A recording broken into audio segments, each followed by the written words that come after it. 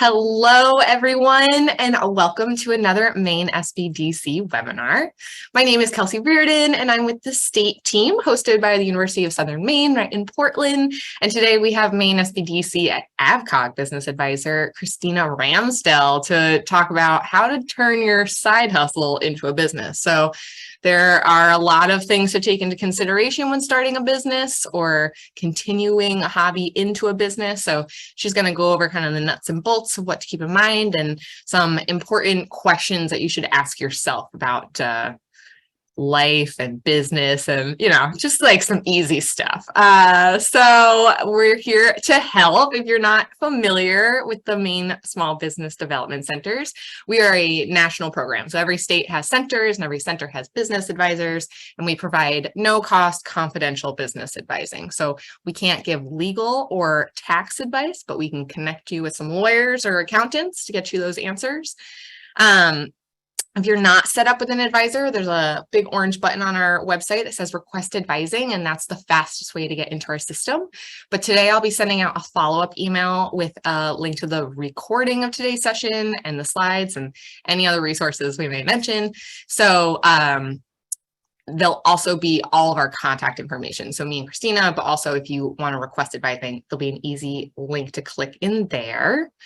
If you have any questions today, go ahead and stick them in the chat. We're definitely going to ask you some questions as well. So if you'll get ready to answer some of our questions in the poll, some of our poll questions in the chat, I guess, technically. But also if you have any questions after today's session that don't get answered, you can respond to any email you've gotten from me and it will end up in the same place. Otherwise, I think we are ready to get started. I'll pass it over to Christina. Thanks so much, Kelsey. Much appreciate your intro as always. So hello, everybody, and welcome to today's webinar. We're going to be turning your side hustle into a business or not, depending on what your personal circumstances are.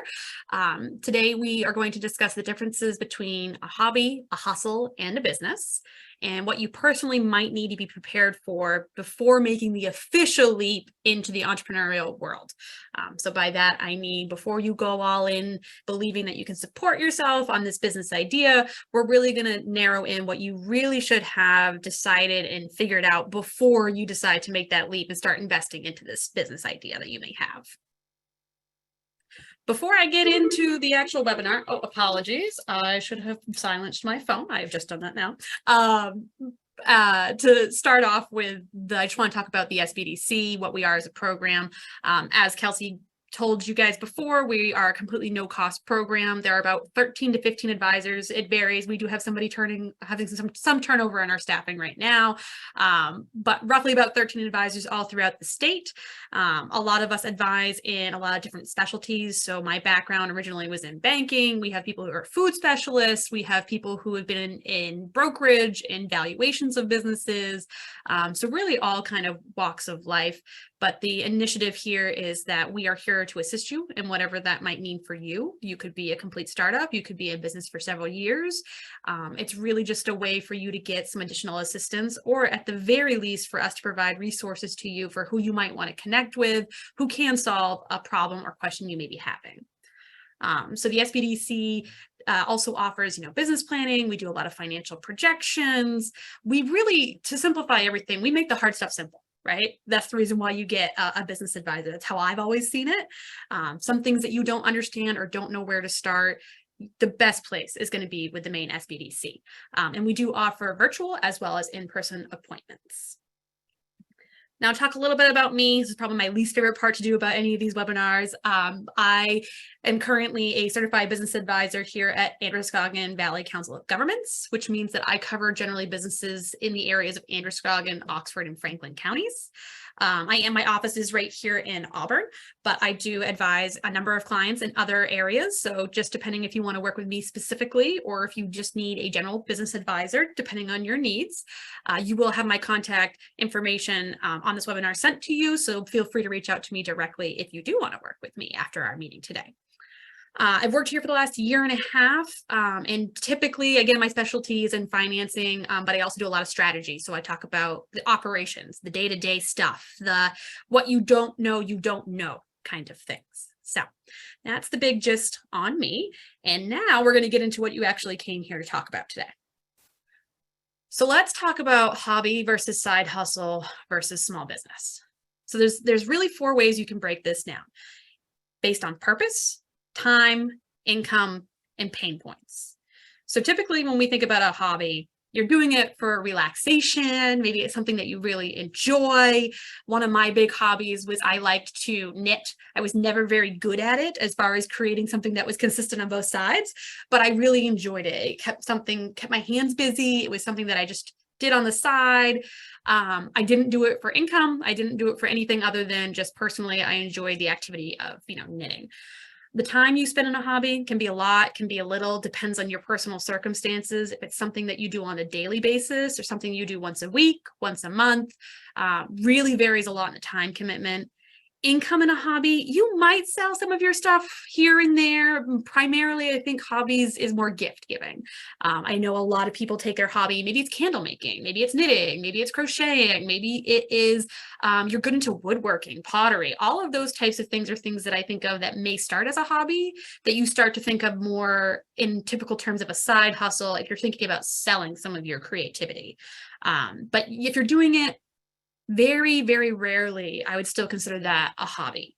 And pain points. If it's a hobby, there really aren't a lot of pain points, right? Because there's no need for you to do XYZ amount of these within an hour. And there's no commitment that you have to provide this certain quality of your item. So the pain points in a hobby is very few and far between. Your pain point might be that you broke a knitting needle in this particular situation. A side hustle, you're getting a little bit more into thinking about, can I make money off of this? Can it be something that either supplements my income or is it something I can do full time? You start really kind of looking at, okay, how much money could I sell this for, right? What are other people selling this for competitively? Can I look at what that looks like? How many of them would I need to create in order to make the money? And how much time? How much time am I going to invest in this to make it worth it? Right? So those 2 things vary quite a bit in the side hustle. You're still figuring it out. It's really I'm figuring out, does this make sense? Does this work? Income, you start to sell a little bit more. Maybe you open an Etsy. Maybe you've got Facebook Marketplace. Maybe you start dabbling a little bit in creating some type of presence. Maybe you go to farmers markets on occasion and you start to sell a little bit here and there. It may not be covering your full expenses though. Maybe you're just seeing if there's an interest in that. That's really moving more into that side hustle. You start to have more, I see a misspelling that I've done. Apologies for that. I'm a little OCD about these types of things. But a pain point would be something along the lines of, I'm not sure what to price my product at, or I don't know how many I need to sell, or I'm investing a lot of time in making this clothing, but I'm not getting the price that it's taking me for that labor, right? So you're starting to get some of these pain points about, what exactly can I get out of this? Or do I need to form a business? When do I need to pay taxes, right? Some of those questions are starting to come into line for you. I imagine a lot of you are in this section right here, the side hustle, where you started to consider some of those things. And I'm going to help you really figure out what you need to know in order to make that next jump to the business. Business. The number one thing about business and purpose is generating profit. If you're running a business, you should be generating some profit. The time it takes typically is a lot. Now, you do have some flexibility with your time. You can set boundaries, you can set work schedules and expectations, but expect that if you're going to go full-time into any business, that it's going to take up a lot of your time. I'm talking holidays, I'm talking weekends, I'm talking evenings. It can get better, but you have to be willing to struggle to start the business. You have to start somewhere. And typically the time allotment is a lot when you're officially becoming a business. The income. So can you support yourself off of this business? It's primarily what I run into, right? If I'm not going to make enough money to replace my salary where I'm currently at, does it make sense for me? Or is there something else that you're looking at from an income perspective? Maybe you want to be a part-time worker and you can't find a part-time job that works with your kids, right? Well, starting a business is fantastic, but only if you have the support system that's going to help you work those additional days, weekends to make the income that you need. But the income is very specific to you as an individual. If you need $20,000 a year or if you need $100,000 a year, really is going to vary on what you bare necessity need to live on. And then here I did it again. pain points. So you typically have many pain points in a business. So this is operations, this is bookkeeping, this is taxes, this is people management, this is sales, this is marketing. You really get into the depths of running the business and sustaining the business. It's not enough to just open it and let it run itself. You really need to commit time and energy into making a real business out of your side hustle. So here's where there's some interactivity. And I apologize for not having the official polling tool, but if you guys will bear with me and just put your responses into the chat. And Kelsey, if you would monitor the chat and just kind of give me a heads up of how many of each of these that we have. I want to know where you guys fit in. So do you have a hobby right now that you want to do as a side hustle? You just want to make a little extra income? Do you have a side hustle and you want to grow it into a business and do this full time and be able to support yourself? Or do you have a business and you want to be more legitimate? So we do have people who have, we would consider full-on businesses who really want to know about, do I need an LLC? Do I need to have insurance? Do I need to have a certification, right? Those are all things that would make you maybe more of a legitimate structure to your business. Or are you other? Do you not fit into any of these groups here? And there's something else that we're not hitting on today. So far we have one of each. Okay, love that. And since we have a smaller group, do you guys also mind telling me what you guys are doing for a side hustle, business, or hobby? Yeah, it looks like we have a couple people with side hustles. So if you want to unmute yourself, you feel free, or stick it in the chat as well. Like what kind of industry or type? We've got a travel agent. Cool. We don't have any other answers. I guess we don't have one of each technically, just we do have A, B, and C. Beautiful. We'll talk a little bit about woodworking is the other one that's coming. Oh, perfect. Yeah. I love woodworking businesses. It's one of those things where I wish I had more talent in woodworking. I find it very peaceful. And then a hard cider maker in a tasting room. Oh, I love that. I love me some hard cider. Oh, we got some good. Yeah, we got food and beverage. We got crafts. We got service. I love that. I love that. We'll get into some of the nitty gritty, and there will be definitely times for you guys to come in and ask questions as well. I want to make sure there's plenty of time for that. So let's talk about, the business ideas. So typically if you're in the idea phase or if you're in the hobby development phase, this is where you're like, oh, I have something. I have a service. I have a product. I have an idea for something that's going to solve a problem. Typically it's either solving a present or future problem. Perhaps you see a trend where, people are getting more interested in social media, right? So maybe they're moving away from professional photography because they have their own phones nowadays. So how do you keep up with the technological innovations that are coming? Where do you see the future, with the AI now? So there's all kinds of different things that you can solve that are either present problems or more focused towards what's going to be that next thing. So really identify your business. What problem are you solving? And don't think, I'm not solving a problem. This is just a nice thing to have. You are solving a problem. If you're in woodworking, maybe you're providing a quality cutting board that's going to last them several years over the plastic variety that's out there. Not to mention, it may be more healthy from a product design standpoint to have a wood cutting board versus a plastic one, just because depending on what that product is made out of, you're solving that problem for somebody. That's a problem to be solved with purchasing a wood cutting board. If you are doing a travel agency, because that's one of our options today, guess what you're solving? You're solving the convenience factor of not having them do it themselves. It's very similar to what we do in business advising, right? So we're just creating an easier path for you to get to where you want to be. So you're solving that kind of problem. You want to use your existing skills and knowledge. Rely on that. You are going to get sales based on your expertise. So don't undervalue what you know. And typically when you start a business, it has to stem from a why, a mission, a passion. Why did you decide to do this? Did you only decide to do it because you want to make extra money, or because you really, really enjoy the art? Do you really, really enjoy talking with people? Do you really, really enjoy something that continues to make you keep coming back? In business, it's really, really important that you find the why for yourself. You need to get up every single day and continue pushing forward. If you don't know that, it's going to be very, very hard to make your business idea become into a business, because you're going to lose steam and you're going to want to give up quicker than you should. So there's three main ways you can break down the real necessities in starting a business. So if you don't have these three or you're missing one, you need to focus on that first.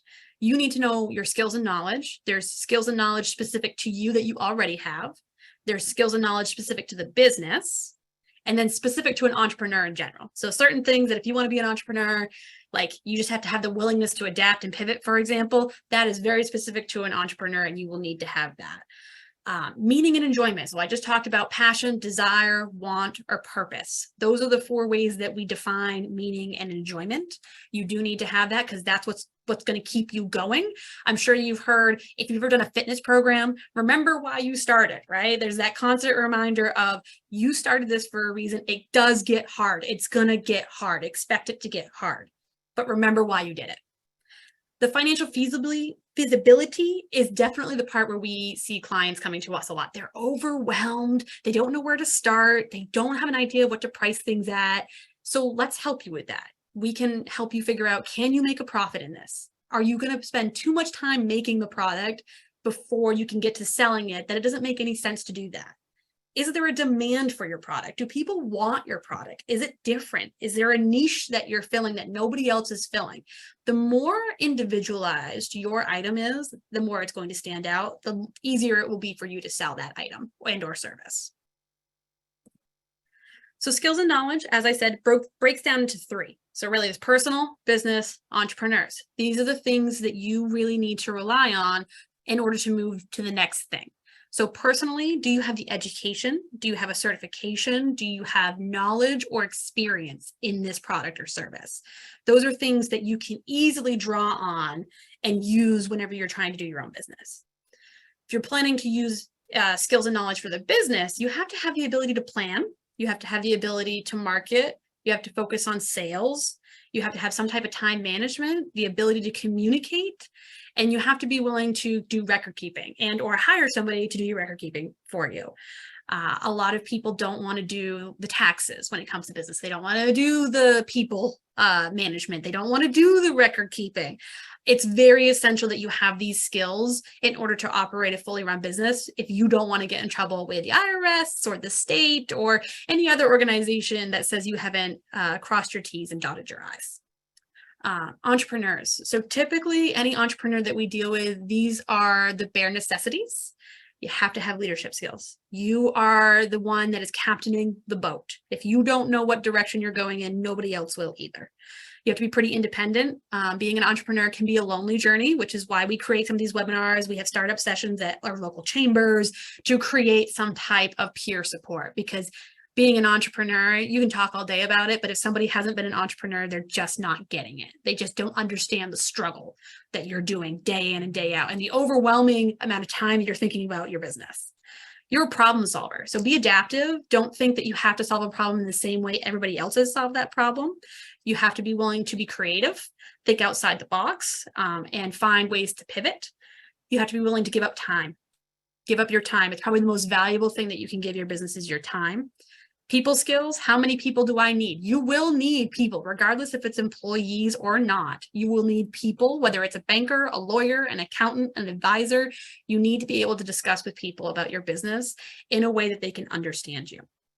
And as I said many times before, your willingness to learn, improve, and adapt. If you don't have that bare necessity of willing to learn, improve, and adapt, if you think you're an expert in your field and you don't need any of those things, you may not want to consider going down this journey. You will run into obstacles, and you need to be willing to improve and adapt to them.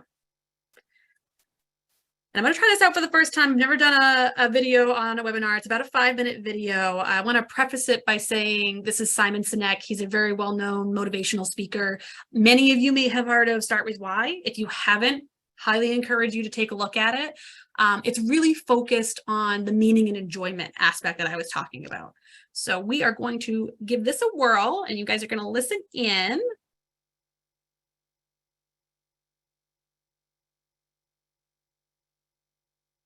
And I'm just going to confirm with Kelsey real quick. You guys can all see this video, correct?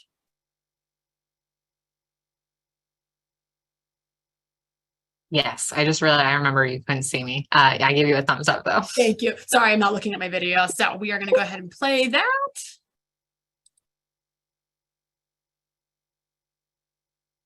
The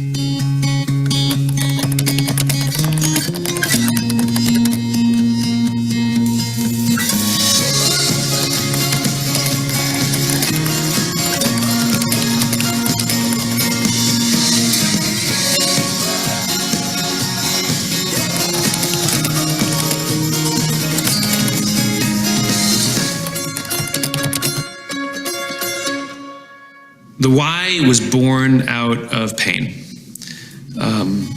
It was never an academic or commercial exercise. It was born out of a time in my life, many years ago, 10 years ago, where I had lost my passion for what I was doing.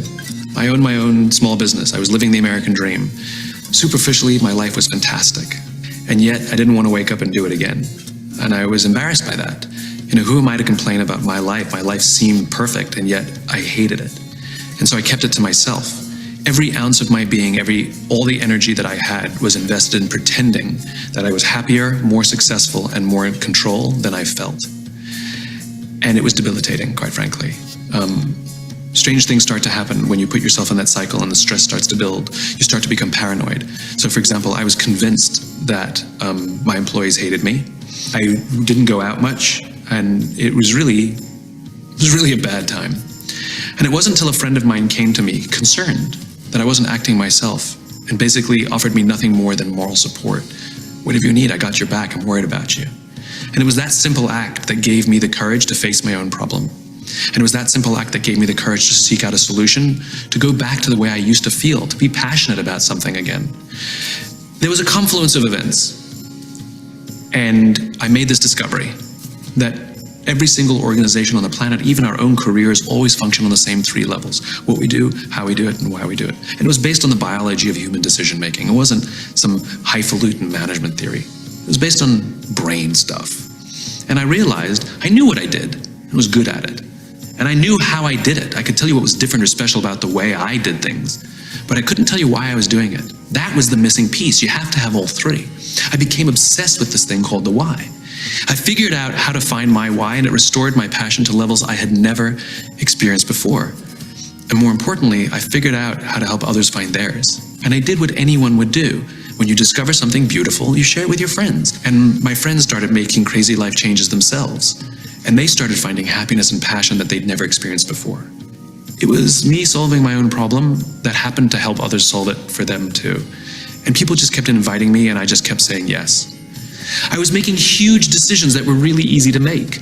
Like I shut down my office and started over again because I realized the business I had built was so inconsistent with my why. All my friends thought I went out of business and they were worried about me. It was the easiest decision I ever made. In other words, when you know your why, the filter is clear. It's not like there are options. The option is obvious. There's only one option.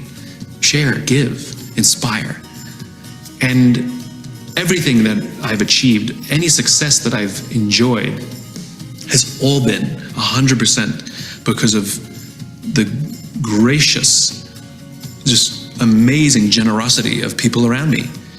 My friends, my colleagues, people who just believe what I believe. They're the ones who either introduced me to others, or took a risk, or said, let me try that, or bought a book, or watched a TED Talk, or more importantly, sent it to somebody else because they thought they would be inspired by it. For all of the things that I've done over the past decade, I still feel like I'm at the beginning. I've been saying it for 10 years. When everybody says to me, you know, congratulations on X, Y, or Z, my answer is always the same: tip of the iceberg. And I think that's what keeps me inspired, which is, for me, it's a journey. I'm on the right path.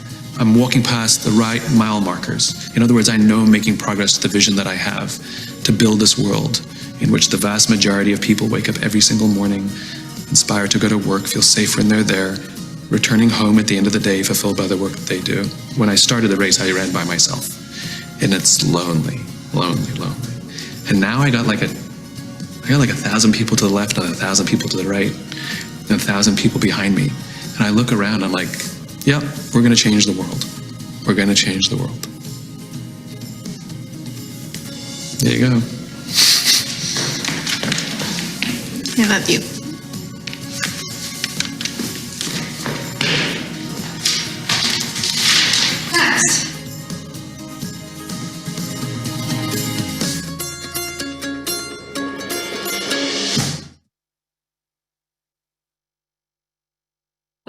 everybody enjoyed that video as much as I did. Quickly, could anybody tell me if they were familiar with Simon Sinek before watching this video via the chat? I do not know where that music is coming It sounds like the music from the next video is still playing. There's like another one start afterwards. The old autoplay. We love it and we hate it. We figured this out. I thought that I had not heard of him, but he looks really familiar to me, so I'm not sure. Lois had not heard of it.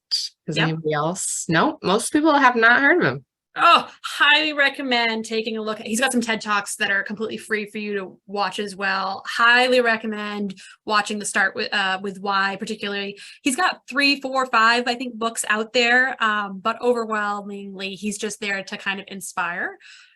Also, would any of you be willing to share whether that was inspiring or meaningful to you in any way, just for my own personal knowledge?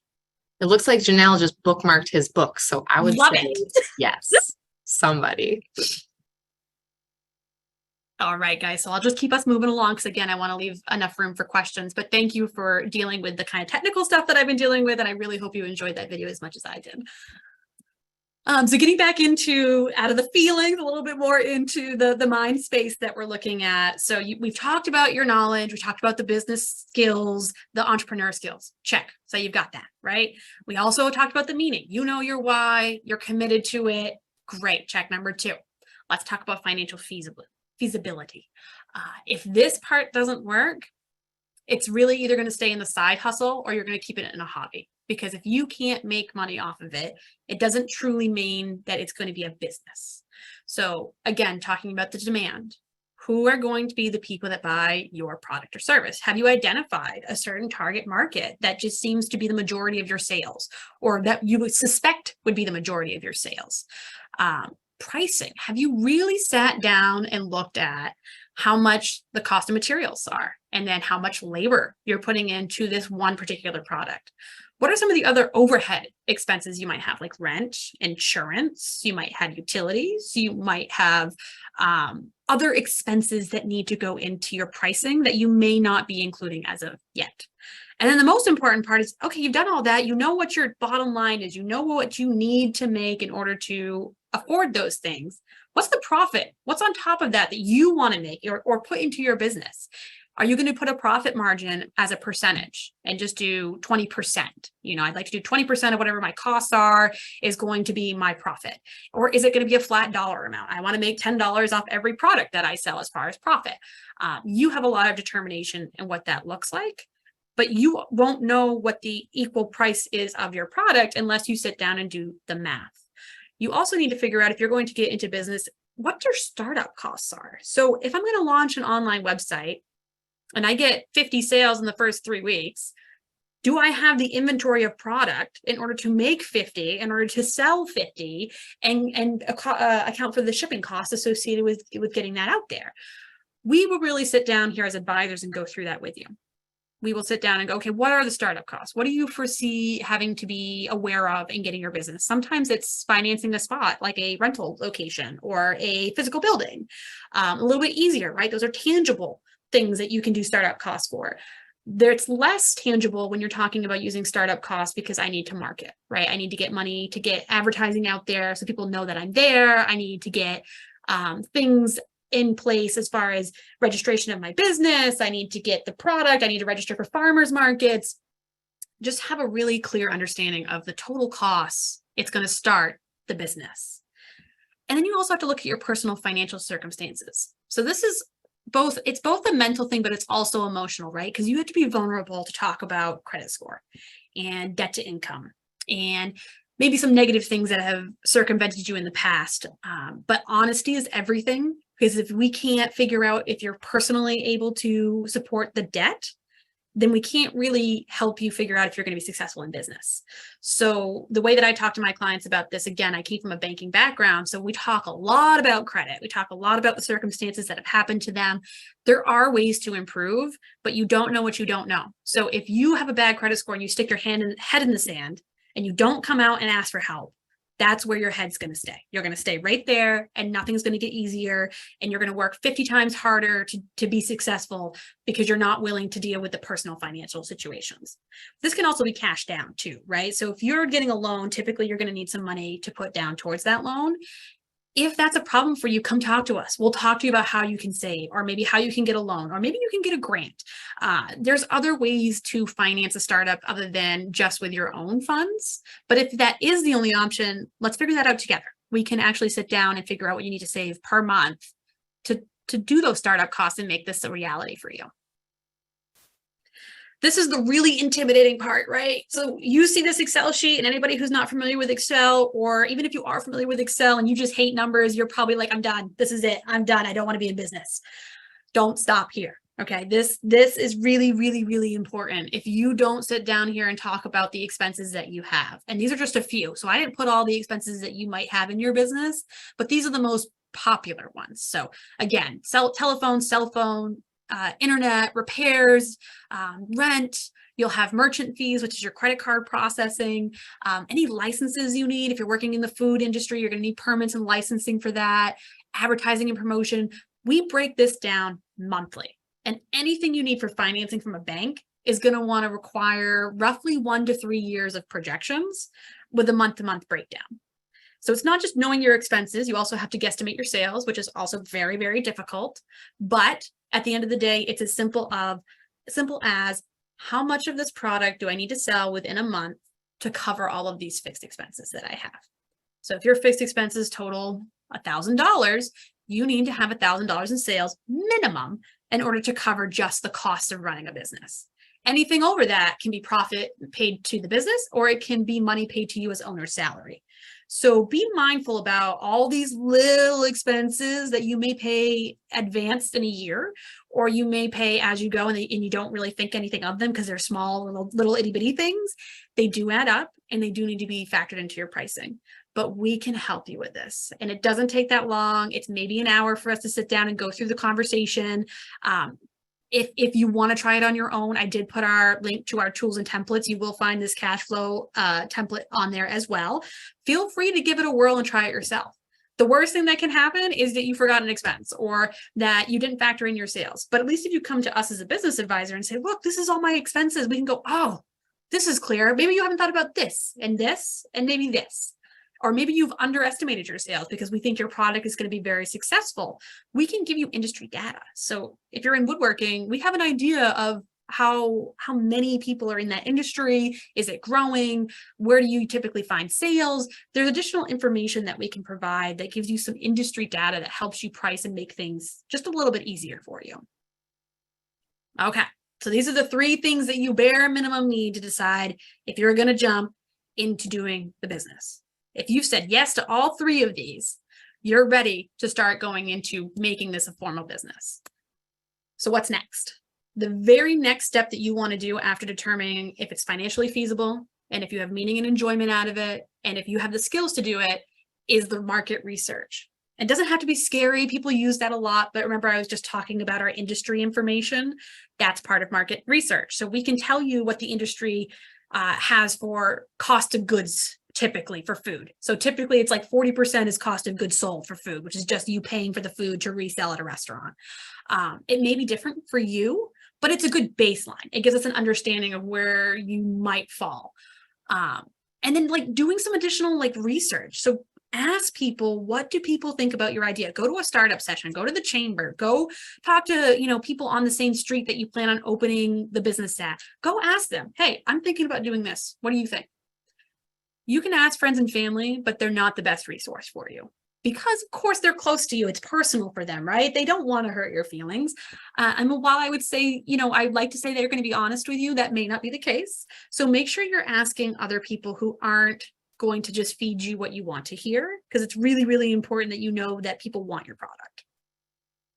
News articles and online information can also be super helpful. You do obviously have to be careful and want to make sure your online information is reputable. So, you want to make sure it's a newspaper article, or you want to make sure it's something that you've gotten from Harvard or from Forbes or a reputable source. You don't want, Yahoo, or you don't want a Wikipedia, that can be changed by anybody. You really want to find those sources that say, is this a growing industry? Is there any information about this at all? Am I the first person to market? Which is, a really interesting way to start a business. But it gives you some information. It just gives you some base data.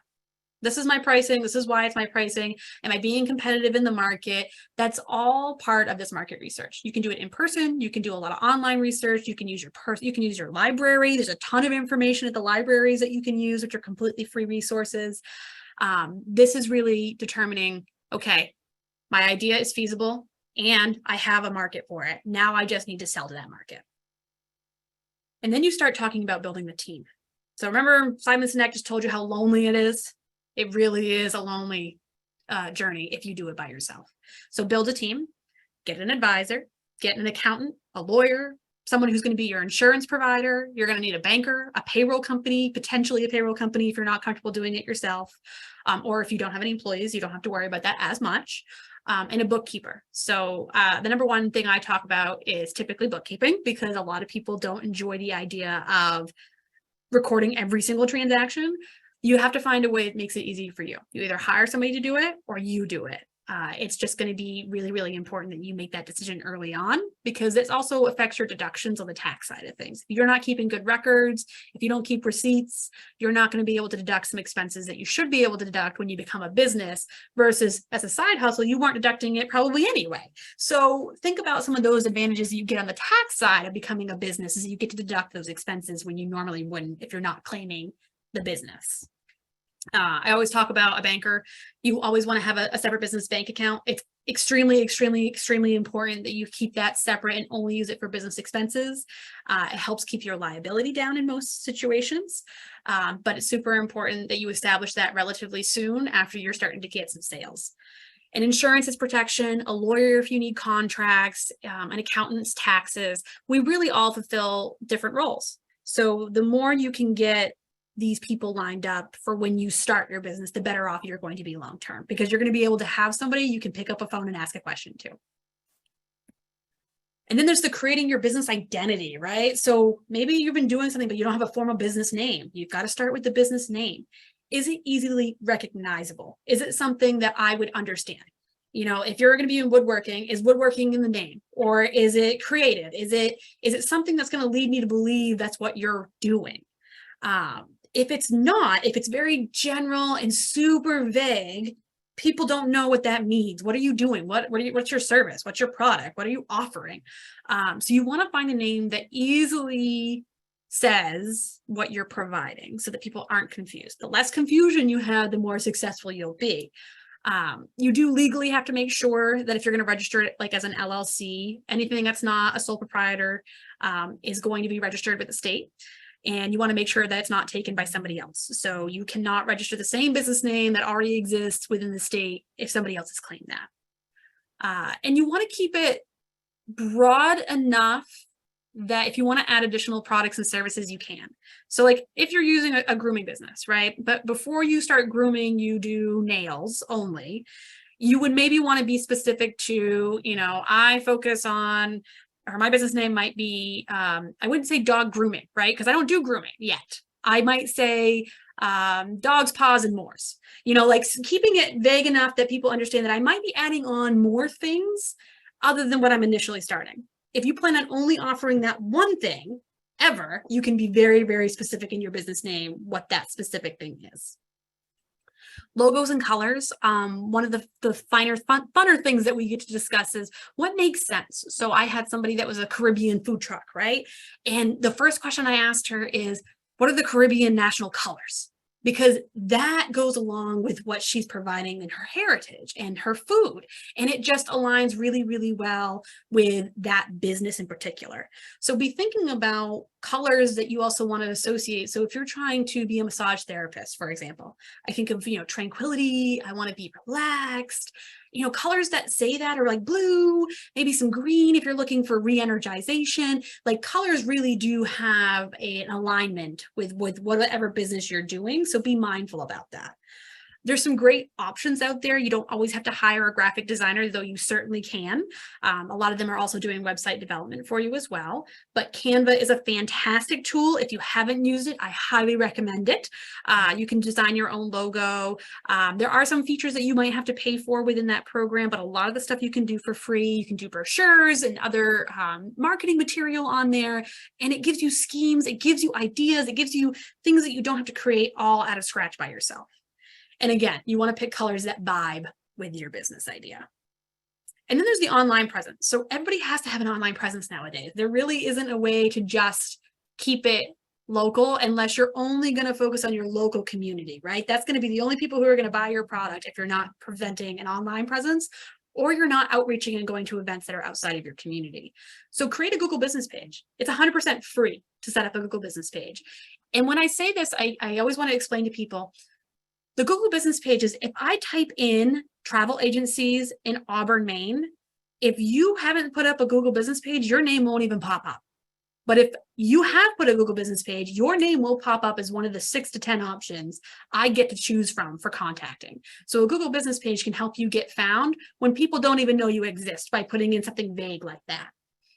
You can also do social media platforms. A lot of people start with Facebook. It is the most popular one because we do have an aging community. So it is the typical format is a Facebook, or you might use Instagram if you're younger or focusing on a younger demographic. Maybe 30 and younger is very popular on Instagram.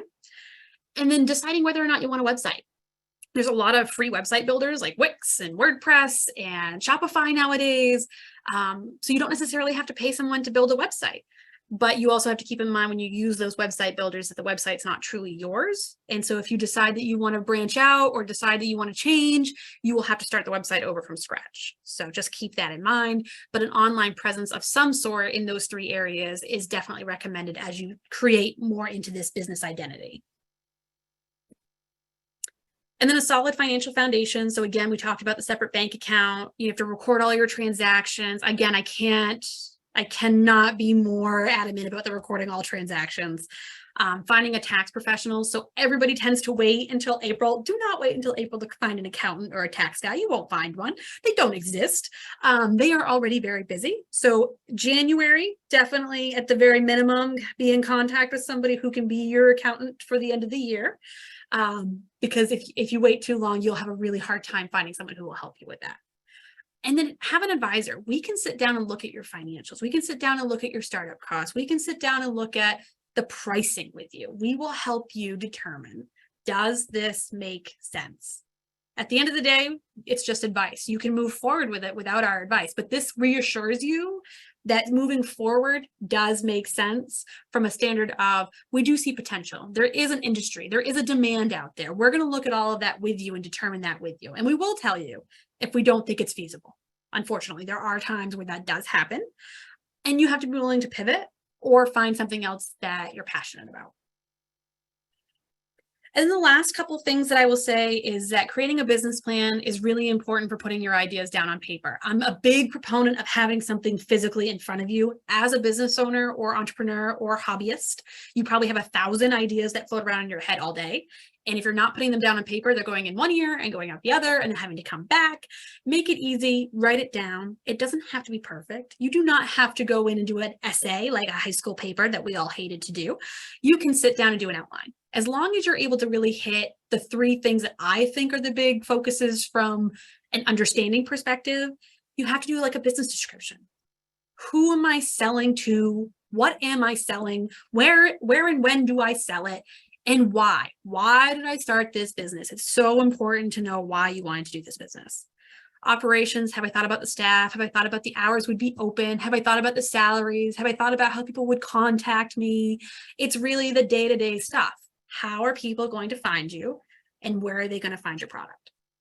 And then management. What is your background and experience? Why did you decide that you wanted to do this business? Did you work in a coffee shop for 20 years and love it so much that you wanted to go out and open your own?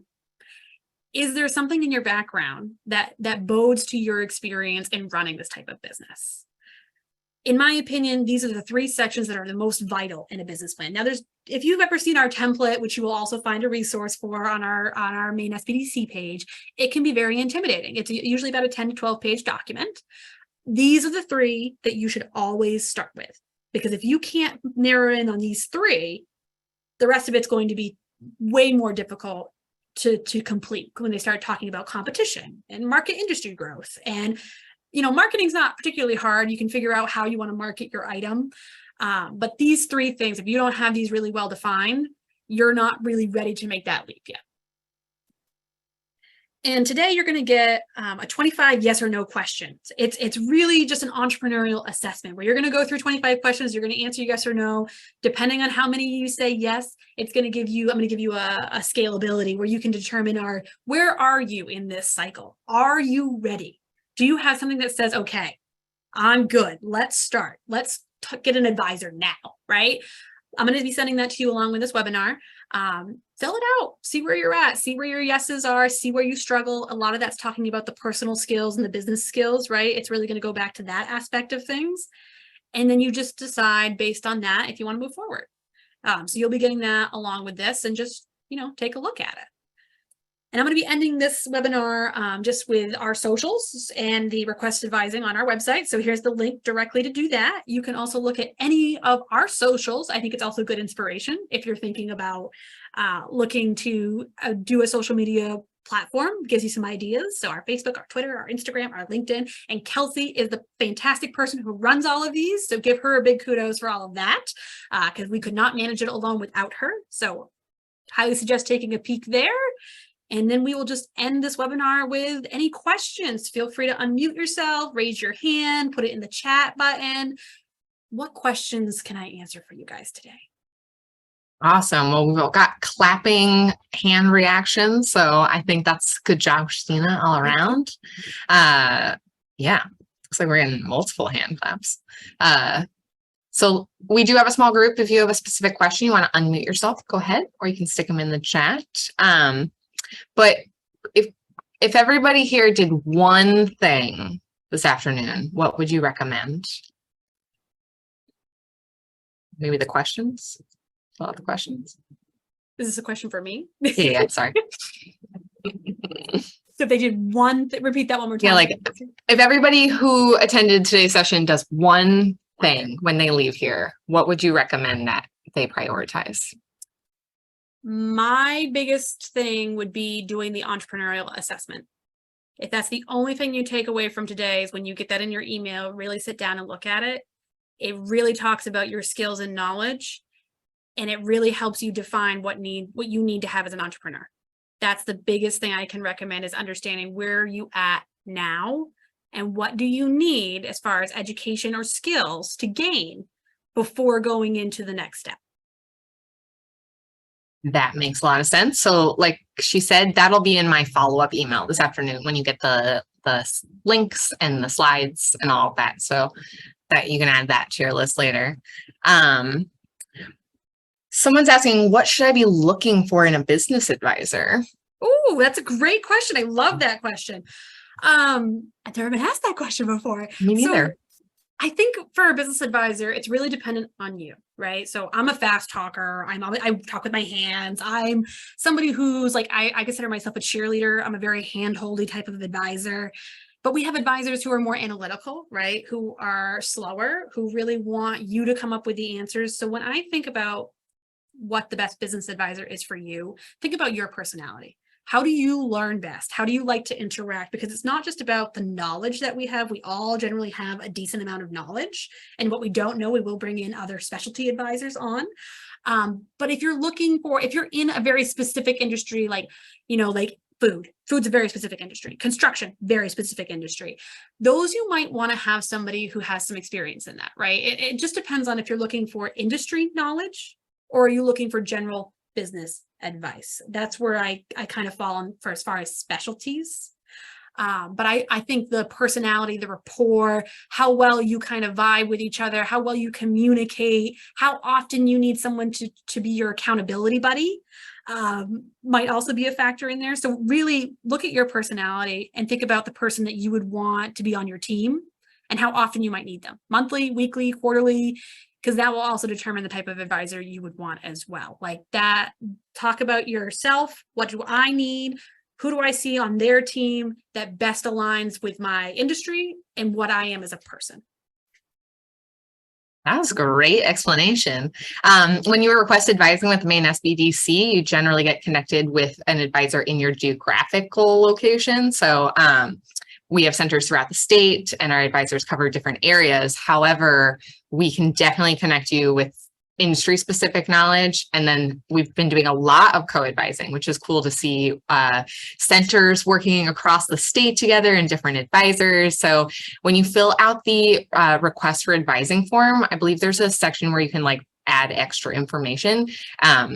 That would be a great place to kind of put that information so that when you are getting sorted in our system, we may be able to proactively connect you with somebody. You're also like welcome to say, you know what, this isn't the advisor that I think I need after working with one of us for a little while.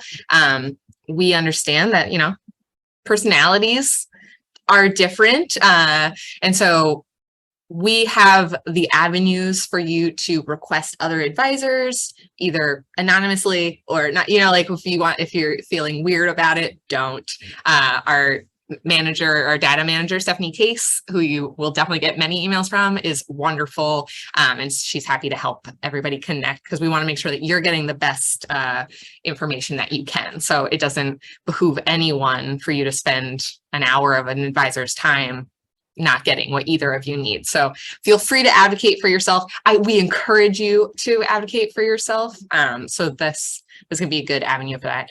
A lot of we say is that we're a no cost program. You've already paid for us with your taxes. So it is not no cost. You have contributed to us and we appreciate that. But make sure that you're getting your money's worth. And it is a good option to start with. You may find that you need really specialized help, and then you might want to look into hiring a business advisor who specializes in whatever it is you're doing. So you can get Christina's fail team rundown in the next one. I don't see any other questions, but if anybody has any, we have a few more minutes. I thought this was wonderful. Thank you, Christina. Thank you to everyone who joined. Like I said, I'll be sending out that follow-up email later today. And I also bookmarked those TED Talks. So thank you. Love that. Yeah. So we're just getting lots of thank yous. So we'll probably wrap it up. But if you have any other questions, feel free to respond to any of our emails. Christina's contact will be in my follow-up as well. And we'll see you at the next one.